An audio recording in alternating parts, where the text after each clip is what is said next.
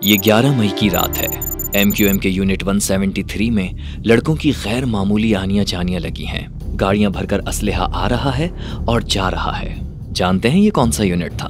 Faheem commando, Saulat Mirza और आसिफ खत्री का unit. सामने ही होटल पर सीनियर सहाफी फरहान मलिक कुछ साथियों के साथ बैठे ये मंजर देखकर हैरान हैं। इसी कैफियत में वो पूछते हैं, ये क्या माजरा है?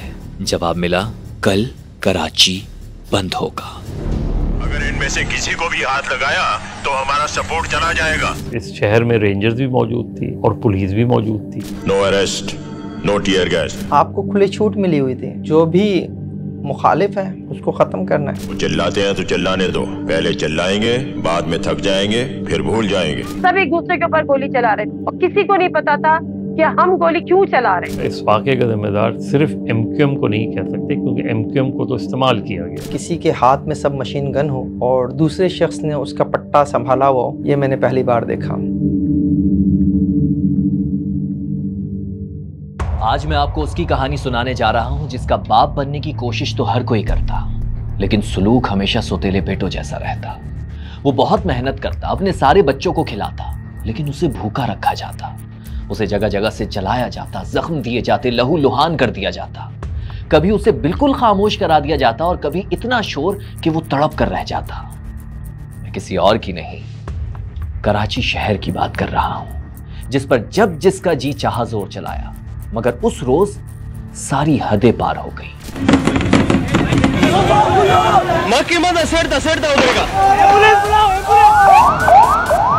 जाओ अरे बाबा, देख रहे हैं यार, हमारी खुद फटी हुई है यार। आसानी से हमें कराची का पीछा नहीं छोड़ेंगे।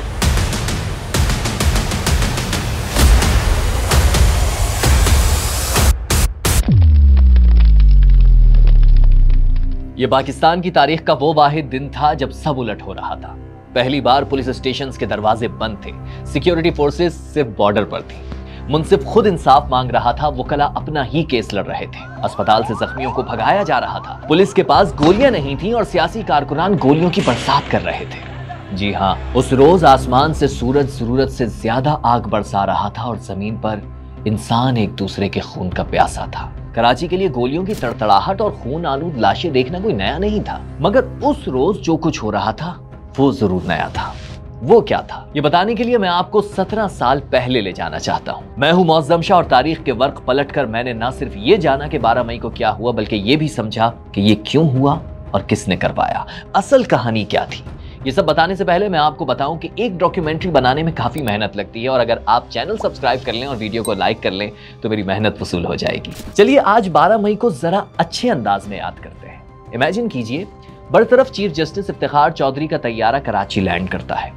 वो सिंध हाई कोर्ट बार की 50वीं सालगिरह पर खिताब करने शहर कायद पहुंचे हैं। उस वक्त की अपोजिशन जमातें peoples party, ANP, Pashtunkhwa Milli Awami party, PTI और जमात इस्लामी रैली की सूरत में उनका इस्तकबाल करती हैं। वो कराची की शारा फैसल से काफिले की सूरत में बार पहुंचकर खिताब करते हैं और शाम ढले वापस इस्लामाबाद लौट जाते हैं। काश ऐसा होता, लेकिन ऐसा कुछ नहीं हुआ, क्योंकि ऐसा होने में बहुत बड़ा मसला है। कहने को तो कोई खास मसला नहीं, मगर इस मसले पर दुनिया में जंगें तक छिड़ जाती हैं। वो है अना का मसला। तो वापस हकीकत की तरफ चलते हैं।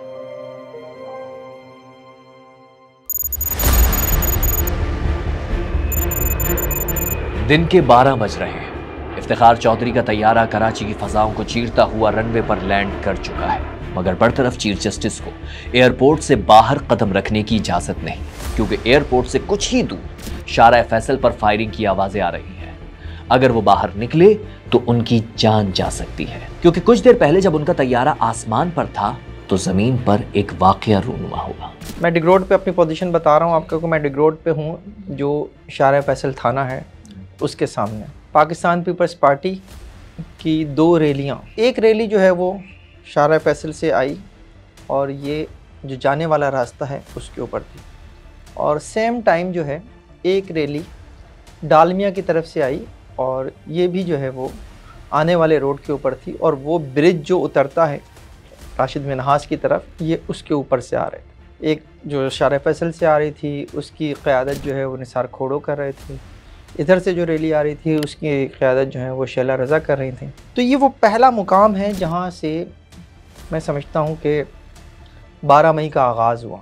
वो लोग जो उस तरफ से आए शारे फैसल की तरफ से, उन्होंने जो उनके रास्ते में रुकावटें थीं उन्होंने उन्हें हटाने की कोशिश की और फिर उन्हें आग लगा दी। इस तरफ जितनी भी ये साइड थी जिसका मैं पहले बता रहा था आपको, जहाँ मैं खड़ा हूँ, इस साइड जो है वो दर्जनों और लोग मौजूद थे और मुसल्लह हालत में मौजूद थे।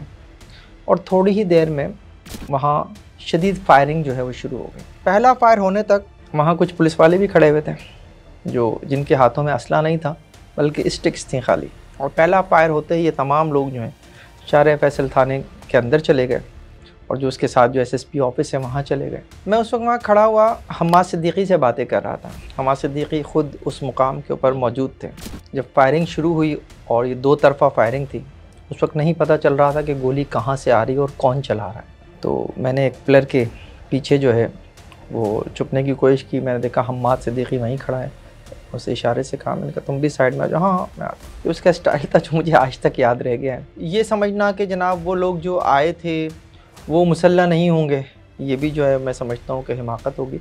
और MQM तो मेरे ख़्याल है उस दिन पूरी तरह से तैयारी थी, लेकिन जो इत्मीनान हम्माद सिद्दीकी के चेहरे पे था वो मुझे आज भी याद है कि जब मैंने उसे कहा कि पिलर के पीछे आ जाओ, जो ब्रिज ऊपर से गुजर रहा है उसका, okay okay. Hammad Siddiqui MQM की कराची तंजीमी कमेटी का इंचार्ज था। यूं समझ लें कि उसके साथी एक इशारे पर जान देने और लेने को तैयार थे। मगर पीपल्स पार्टी की रैली पर फायरिंग होती देखकर भी ये इतने रिलैक्स क्यों थे? ये अपना जत्था लिए यहाँ क्यों खड़े थे? ये समझने के लिए हमें थोड़ा पीछे चलना होगा।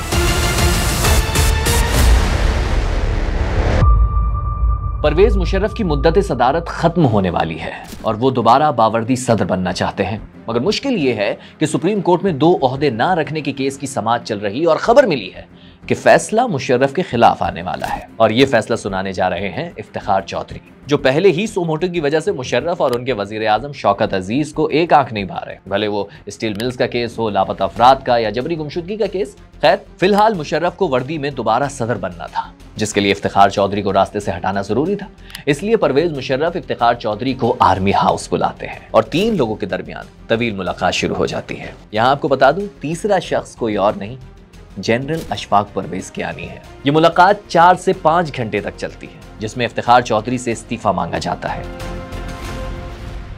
शुरू हुआ था पाकिस्तान स्टील की प्राइवेटाइजेशन से, और जो वज़ीर आज़म शौकत अजीज़ थे वो सुप्रीम कोर्ट की और इफ्तिखार चौधरी साहब के ख़ास तौर पे इस मामले से वो खुश नहीं थे और उनके नज़दीक ये था कि प्राइवेटाइजेशन को नुकसान पहुंचा रहे हैं इफ्तिखार चौधरी वगैरह। ये इसमें मुशर्रफ साहब उनको तब्दील करना चाहते थे, इफ्तिखार चौधरी साहब से इस्तीफ़ा, क्योंकि एज सच जो है उस तरह आप निकाल नहीं सकते थे चीफ जस्टिस को। बहुत से सुप्रीम कोर्ट के सिटिंग जजेस भी जो थे वो भी इस तर्ज अमल के जो है उसको कदर की निगाह से नहीं देख रहे थे कि परवेज़ मुशर्रफ साहब किस तरह चीफ जस्टिस ऑफ पाकिस्तान को बुला के उनसे इस्तीफ़ा मांग सकते हैं या थ्रू जनरल कियानी जो कुछ भी था। इफ्तिखार चौधरी साहब ने जुम्मे का दिन था, इन्होंने खुद परवेज़ मुशर्रफ से अपॉइंटमेंट मांगा और परवेज़ मुशर्रफ रावलपिंडी में जो मिलिट्री का जो होता है चीफ ऑफ आर्मी स्टाफ का house, he was not in president house, उसमें थे। तो इनको वहाँ अपॉइंटमेंट दिया, ये वहाँ गए। इन्होंने शिकायत दी कि जी वो जो चीफ जस्टिस पेशावर का है उसके अपने रिश्तेदारों को बहुत तंग कर रहा है, उनकी ज़मीनों पे कब्ज़े कर रहा है। तो उन्होंने कहा कि जज साहब आपके लिए भी शिकायत आई हुई है, और उसमें मैं वकील का नाम नहीं लेता, उसको कहा गया कि भाई इनके ख़िलाफ़ रेफरेंस तैयार करें। तो बैठे बैठे वो रेफरेंस तैयार होना शुरू हुआ और इतने में परवेज़ मुशर्रफ साहब का टाइम हो गया। वो एक तो जुम्मे की नमाज़ थी, शायद नमाज पे गए और वहाँ पे इनका कराची आने का टाइम हो गया। उस दिन बैरिया की मशकें थी और वो परवेज़ मुशर्रफ साहब ने देखनी थी, तो वो यहाँ आ गए। कियानी साहब भी थे, तो उनको कहा गया कि भाई इससे इस्तीफ़ा ले लें।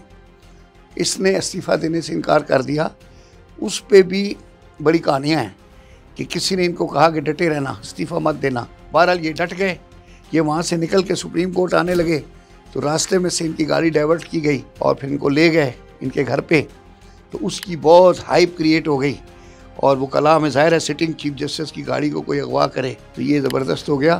तो यहीं से इनकी सिंपैथी वोट हो गया।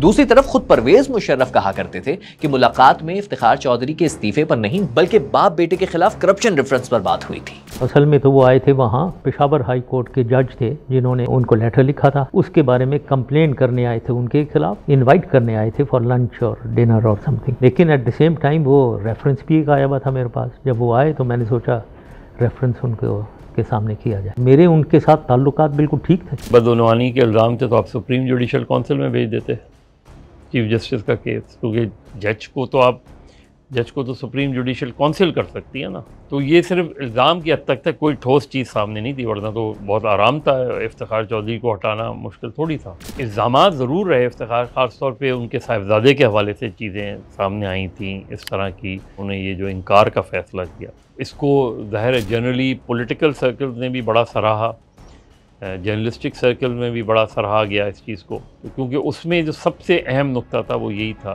कि एक सदर ने, एक मिलिट्री डिक्टेटर ने या एक आर्मी चीफ ने किस तरह जो है आर्मी हाउस में मुल्क के चीफ जस्टिस को बुलाया और इस तरह की बात की उसमें, और वो एक तरीके से टर्निंग पॉइंट था। अब इफ्तिखार चौधरी मुलाकात के बाद आर्मी हाउस से बाहर आए तो उनका वजन और भी बढ़ चुका था। मुशर्रफ मुखालिफ मीडिया इफ्तिखार चौधरी की हिमायत कर रहा था, हर तरफ वाहवाही थी कि अदालत का चीफ फौज के चीफ के सामने डट गया। दूसरी तरफ सहाफी शाहजार जिलानी लिखते हैं कि इफ्तिखार चौधरी खुद से नहीं डटे बल्कि उनके पीछे भी वर्दी थी। जिस साथी ने परवेज मुशर्रफ को इफ्तिखार चौधरी से इस्तीफा लेने का मशवरा दिया, उसी ने चीफ जस्टिस को पहले ही पैगाम दे दिया कि डटे रहना, इस्तीफा मत देना, हम आपके साथ हैं। अब आर्मी के सुपर चीफ के सामने सुप्रीम कोर्ट के चीफ का डट जाना क्या वैल्यू रखता। परवेज मुशर्रफ ने 9 मार्च 2007 को अपनी सुपर पावर्स का इस्तेमाल किया और इफ्तिखार चौधरी को जबरी तौर पर मुअत्तल कर दिया। मगर याद है ना, किसी ने कहा था हम आपके साथ हैं। ना नजर आने वाली इस कुव्वत का साथ लिए इफ्तिखार चौधरी तहरीक शुरू कर देते हैं, वो कला सड़कों पर आ जाते हैं। अब अदलिया खुद अदल मांग रही थी। गिरती हुई दीवार का लोगो बाकी ना है कोई सहारा, गिरती हुई दीवार का लोगो लगने को है एक ही धक्का, मिलने पर बस एक इशारा, लगने को है एक ही धक्का, मिलने पर। अब सियासतदान अदलिया की आजादी की आड़ में मुशर्रफ पर चोट करने का मौका भला कैसे जाने देते। उस वक्त मुल्क दो हिस्सों में बंट गया था, एक तरफ आर्मी चीफ और उनकी बी टीम मुस्लिम लीग काफ, फंक्शनल लीग और MQM, दूसरी जानिब बरतरफ चीफ और उनकी बी टीम मुस्लिम लीग नून, peoples party, PTI, Jamaat Islami और पश्तूनख्वा अवामी मिली पार्टी। अब हुआ ये कि पंजाब समेत मुल्क के दीगर हिस्सों में इफ्तिखार चौधरी खिताब करते आगे बढ़ते जा रहे थे।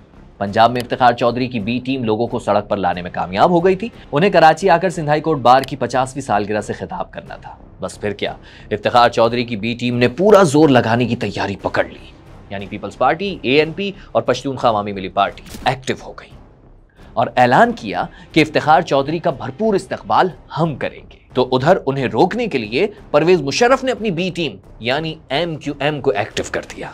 MQM ने ऐन उसी रोज यानी 12 मई को तिब्बत सेंटर पर बड़े जलसे का ऐलान कर दिया। वैसे देखा जाए तो एयरपोर्ट से सिंध हाई कोर्ट तक के रास्ते में तिब्बत सेंटर पर जलसा रुकावट नहीं बनता। फिर मसला क्या था? असल मसला था अना का। किसी भी तरह इफ्तिखार चौधरी और उनकी बी टीम को कराची में पावर शो से रोकना था और ये अना एकतरफा नहीं थी। दूसरी तरफ भी फैसला हो गया कि किसी भी तरह इफ्तिखार चौधरी को सिंध हाई कोर्ट लाकर ही दम लेंगे। मगर कैसे? ताकत और इख्तिदार तो परवेज मुशर्रफ के पास थी। 11 मई की रात ही तैयारियां शुरू हो गई थी। पोर्ट से कंटेनर शाहरा फैसल पर शिफ्ट कर दिए गए, पूरी शाहरा ब्लॉक कर दी गई। पुलिस को बंदूकों के लिए गोलियां फराहम नहीं की गई, थानों से बाहर ना निकलने के ऑर्डर जारी किए गए। इस लड़ाई में बी टीम्स ने अपनी भरपूर तैयारियां कर रखी थी। दोनों जानिब मैगजीन लोडेड थे। यूं समझ लीजिए लाइसेंस टू किल जारी हो चुका था।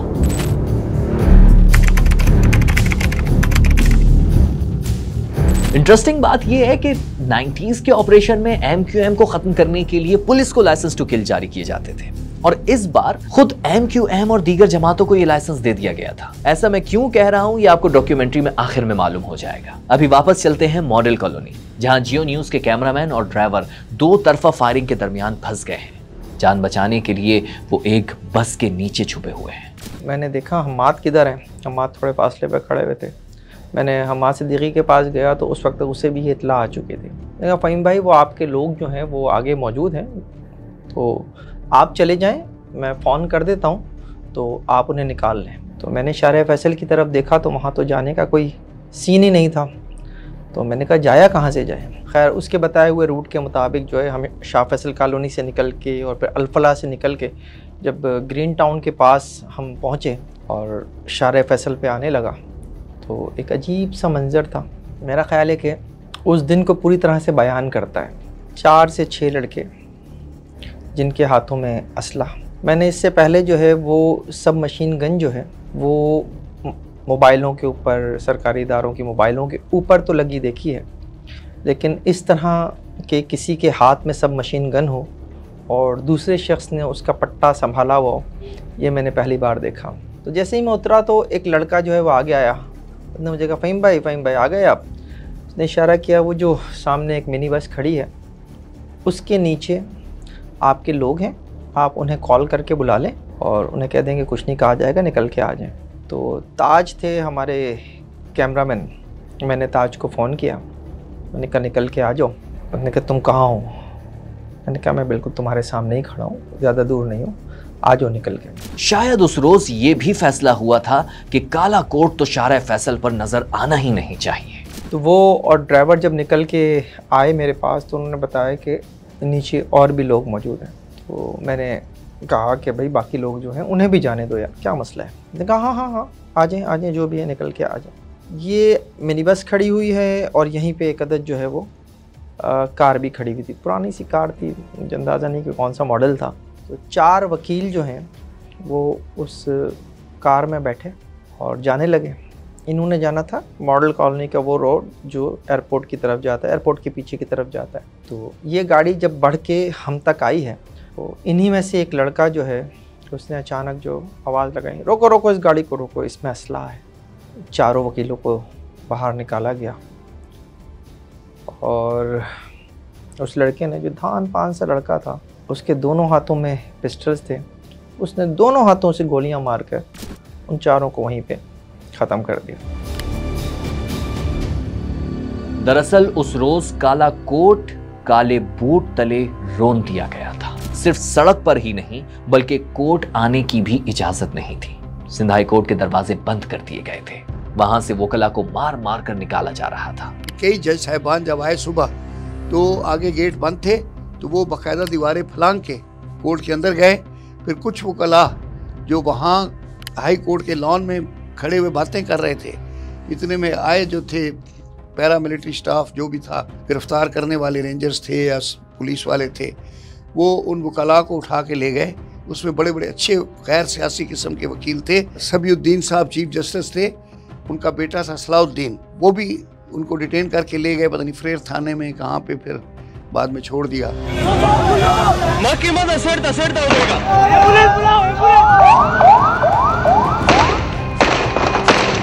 जिस तरह नाथा खान पर पीपल्स पार्टी की रैली निशाना बनी, उधर गुरु मंदिर से तिब्बत सेंटर की तरफ जाती हुई MQM की रैली पर फायरिंग हुई। MQM ने इल्जाम लगाया कि ये फायरिंग पीपल्स पार्टी की रहनुमा शहरी रहमान की गाड़ी से की गई, जिसे वो खुद ड्राइव कर रही थी। और फिर कुछ ही देर में गुरु मंदिर से पटेल पाड़ा तक का रास्ता ऐसी शक्ल इख्तियार कर गया जैसे 2 मुल्कों की सरहद पर जंग छिड़ी हो। अब इसे आज टीवी के लिए बुराई समझें या अच्छाई कि उनका दफ्तर भी मेन गुरु मंदिर पर वाक़ है। उन्हें इस वाक़े की भरपूर कवरेज का मौका तो मिला, लेकिन भारी कीमत भी चुकाना पड़ी। Basically, the target was initially not Aaj News. The target was that camera जो छत के ऊपर इंस्टॉल था। अब उस कैमरे को पे फायर करने के चक्कर में डेफिनेटली बिल्डिंग पर भी फायर्स आए, लेकिन टारगेट जो था वो आज टीवी या आज टीवी के लोग या आज टीवी का स्टाफ या आज टीवी की मैनेजमेंट नहीं थी। अब मसला थोड़ा सा मौसम ये है कि जब मैं ये बात करती हूँ तो कुछ लोग मेरे नाराज भी हो जाते हैं। मैं नाम नहीं भी लूंगी, सीनियर्स है हमारे, वो नाराज हो जाते हैं कि जी आप ये बात करती हैं, कैसे आज टीवी की नहीं थी। तो मैं वो बात करती हूँ जो मुझे समझ में आती है। ये बातें समझ में आई कि आज टीवी टारगेट नहीं था, उसकी वजह है ना, जवाब नहीं था कि आज टीवी को टारगेट किया जाए। इशू ये था कि वहाँ पे कैमरा लगा था और उनको लाइव दिखाया जा रहा था। आई डोंट नो कि व्हाई पटेल पाड़ा कवरेज एरिया में नहीं होगा और आज टीवी ने जो है वो एक ही रुख पेश किया। तो इसके लिए तो मैं समझता हूँ कि इसमें किसी हद तक जो है अगर कैमरामैन की गलती थी या कैमरामैन ने जो है वो उसको एक ही एंगल मिल रहा था, दूसरा एंगल उसे नहीं मिल रहा था, तो किसी हद तक जो है वो इसको चैनल इंतज़ामिया की तरफ से भी देखा जाना चाहिए था ताकि बैलेंस हो जाता था। दरअसल सीनियर सहाफ़ी तलत हुसैन उस वक्त आज टीवी के डायरेक्टर न्यूज़ थे। इस वाक़े से मुताल्लिक उन्होंने बीबीसी को बताया था कि फायरिंग की आवाज़ें सुनकर उन्होंने कैमरामैन को फौरी छत पर जाने की हिदायत की और छत पर कैमरा फिक्स करने का कहा। अब ये मनाजिर आज टीवी की स्क्रीन पर लाइव नशर किए जा रहे थे। तलत हुसैन ने बताया कि MQM की फायरिंग दिखाने पर मुशीर दाखिला वसीम अख्तर का चैनल मालिक वामिक जुबैरी को फ़ोन आया कि लाइव कवरेज रोको, मगर चैनल मालिक ने जब यही हिदायत तलत हुसैन को दी तो उन्होंने इस पर अमल ना किया बल्कि कवरेज जारी रखी। आज टेलीविजन की बिल्डिंग पे बराह रास्त फायरिंग की गई है। हमारे कैमरामैन को भी विजुअल्स बनाने से मना किया गया है। गेट हमने पूरा बंद किया हुआ था और वो बहुत जोर से गेट को नॉक कर रहे थे, पीट रहे थे आप कहें, और वो they wanted to enter inside. एक स्टेज तो ऐसी भी आई कि आज न्यूज के जब बुलेट्स अंदर भी आई हैं, न्यूज रूम का जो स्टाफ था they were lying on the floor, मतलब वो टेबल के नीचे हुए थे, जमीन पे लेटे हुए थे, झुके हुए थे। खैर सिर्फ गुरु मंदिर का ये चौक ही नहीं बल्कि पूरा ही शहर अब आगो खून की लपेट में था। बसें, गाड़ियां, बाइक्स एक एक करके सब जलाया जा रहा था। उस रोज मारने वालों को खुली छुट्टी थी जिसका आज तक कोई हिसाब नहीं लिया गया। ये समझ लीजिए कि एक दिन के लिए कराची को लॉ फ्री कर दिया गया था। बॉर्डर लाइंस बन गई थी। MQM के इलाकों से ANP और पीपल्स पार्टी, जबकि पीपल्स पार्टी और ANP के जेर तसल्लुत इलाकों से MQM के कारकुनों पर जदीद असलहे से फायरिंग हो रही थी। तो हमारी गाड़ी जो है ना वो काफ़ी दूर खड़ी हुई थी उस दीवार के साथ। तो ड्राइवर ने मुझसे कहा कि हमारी गाड़ी वो है। मैंने कहा जाकर ले आओ। उसने कहा नहीं मैं तो नहीं जा रहा। मैंने कहा अच्छा मुझे चाबी दो, तुम लोग डबल कैबिन में जाओ, मैं ये गाड़ी लेकर आता हूँ। मैंने कहा मैं वो गाड़ी लेने जा रहा हूँ, वहाँ जो लड़के मौजूद थे उनसे। मैंने कहा हाँ हम उधर फ़ोन कर देते हैं दूसरी तरफ, आप चले जाएँ गाड़ी लेने। जब गाड़ी के पास पहुँचा और मैंने गाड़ी स्टार्ट की तो शोमई किस्मत के गाड़ी का साइलेंसर जो टूटा हुआ था, बट बट बट बट एक आवाज़ आई। उसके साथ ही 3-4 फायर आके फिर गाड़ी पे लगे। तो खैर मैंने गाड़ी जो है वो रिवर्स की और मैं उसे लेकर जो है वो वापस इस तरफ लेके आया और फिर उसे रोड के इस तरफ लाने के बाद कहीं कोरंगी वोरंगी से निकाल कर जो है फिर उसे ऑफिस पहुंचाया गया। तो एक वहशत, दहशत, बर्बरियत उस दिन जो है वो शहर की सड़कों पर है ना कि बाल खोले नाच रही थी। सारी जमातों के लोग मरे इसलिए कि सब एक दूसरे के ऊपर गोली चला रहे थे और किसी को नहीं पता था कि हम गोली क्यों चला रहे हैं और हम गोली किस पर चला रहे हैं, किसके कहने पे चला रहे हैं। सबको ये अंदाजा था कि जी हम पर फायरिंग हो रही है, हम जवाबी फायरिंग कर रहे हैं। शहर जल रहा था, लोग मर रहे थे, दुनिया देख रही थी, मगर दोनों चीफ्स की अना के बुत टस से मस नहीं हो रहे थे। इफ्तिखार चौधरी की समातों में शायद उस रोज भी डटे रहने के अल्फाज की गूंज थी, तो उधर परवेज मुशर्रफ अपनी पावर दिखाने पर इस्लामाबाद में जश्न की तैयारियां कर रहे थे। यानी न चौधरी एयरपोर्ट से वापसी की राह ले रहे थे और न मुशर्रफ बदअमनी का स्विच ऑफ कर रहे थे। सूरत हाल इस हद तक बिगड़ गई थी कि अगर MQM का जख्मी जिना अस्पताल पहुंचता तो उसे ट्रीटमेंट नहीं बल्कि तशद्दुद मिलता। उधर पीपल्स पार्टी या ANP का जख्मी अब्बासी शहीद अस्पताल पहुंचता तो उसकी खैर न होती।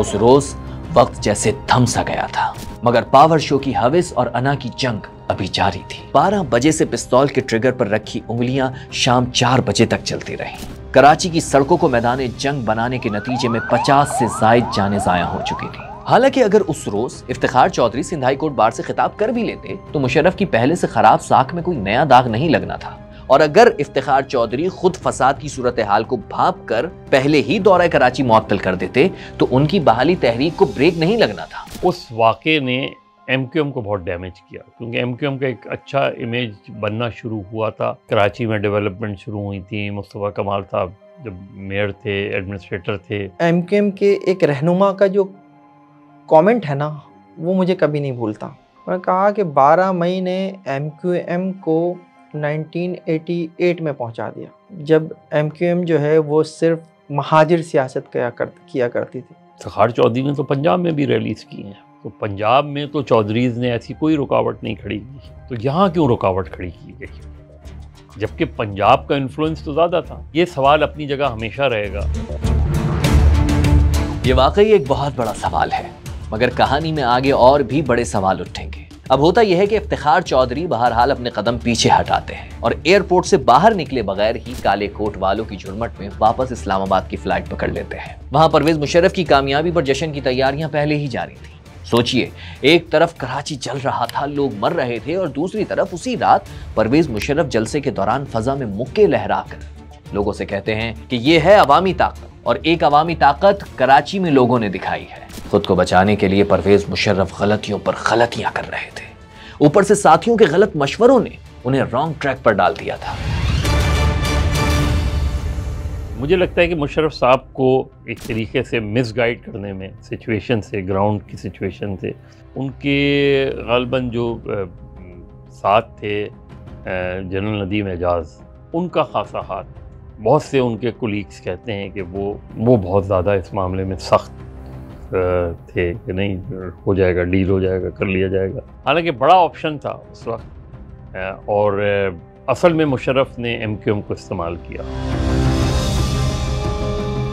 चौधरीज को ही देख लें।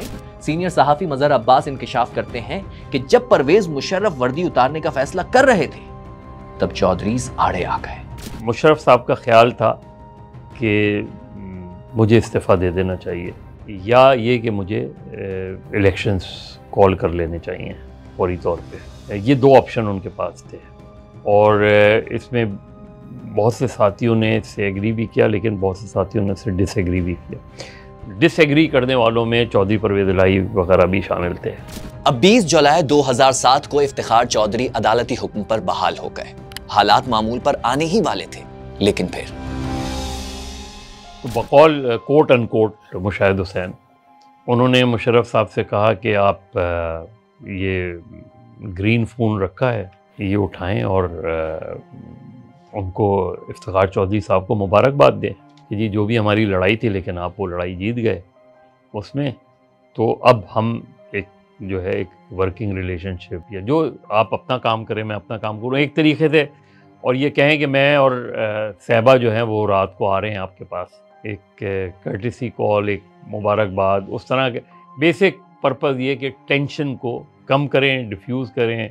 उससे फ़ायदा ये होगा कि शायद इफ्तिखार चौधरी साहब का भी वो गुस्सा निकल जाएगा जो कुछ भी है। बकौल मुशाहिद चौधरीज़ ने इसकी मुखालफत की, और मुखालफत उस पर की कि उन्होंने कहा कि जी क्या ज़रूरत है, ये ठीक है, इसको भी देख लेंगे, इस मसले को भी देख लेंगे, आप क्यों इतने, ठीक है कर दिया सुप्रीम कोर्ट ने रिस्टोर, हम और भी तरीके निकाल सकते हैं चीज़ें, इस तरह की गुफ्तगू।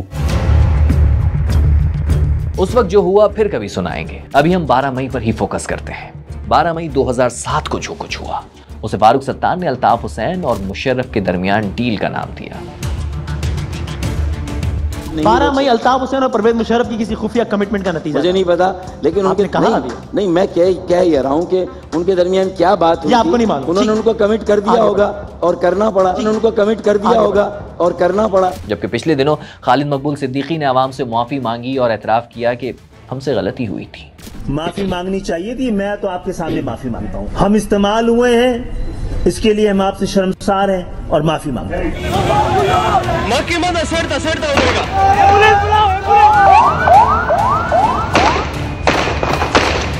क्या MQM, पीपल्स पार्टी, ANP या मुशर्रफ समेत उस वक्त के तमाम हुक्मरान कठेरे में खड़े हुए? गलती की सजा मिली? जी नहीं।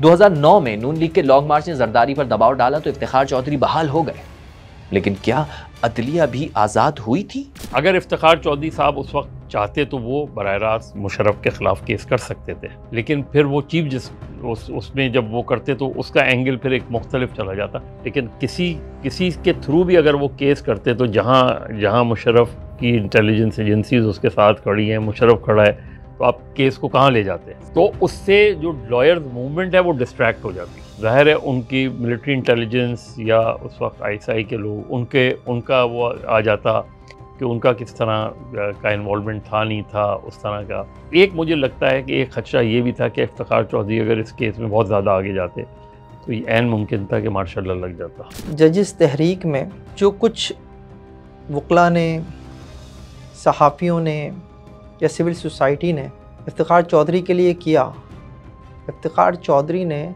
बहाल होने के बाद उसका ज़रा ख्याल नहीं किया। 12 मई की बात कर लेते हैं। इफ्तिखार चौधरी उसके बाद एक तवील अरसे चीफ जस्टिस ऑफ पाकिस्तान रहे, कराची के विजिट्स भी किए, कराची में आकर कराची डिस्ट्रिक्ट में भी मुकदमात की समाअत की। क्या हुआ 12 मई का? कुछ नहीं कर सके। उस वक्त मुशीर दाखिला वसीम अख्तर गिरफ्तार हुए, जमानत पर लौट आए, पेशियां भी हुई, मगर फिर क्या हुआ? चीफ जस्टिस की कुर्सी पर बैठकर इफ्तिखार चौधरी 12 मई को क्यों भूल गए? सो मोटो क्यों न लिया? MQM पीपल्स पार्टी ANP के सरबराहान को क्यों ना बुलाया? बल्कि परवेज मुशर्रफ, वजीर आजम शौकत अजीज, वजीर दाखिला आफ्ताब शेरपाओ, उस वक्त के करता धरता अफराद के खिलाफ 12 मई का केस क्यों ना चलाया? सवाल बहुत हैं, मगर शायद जवाब एक ही है।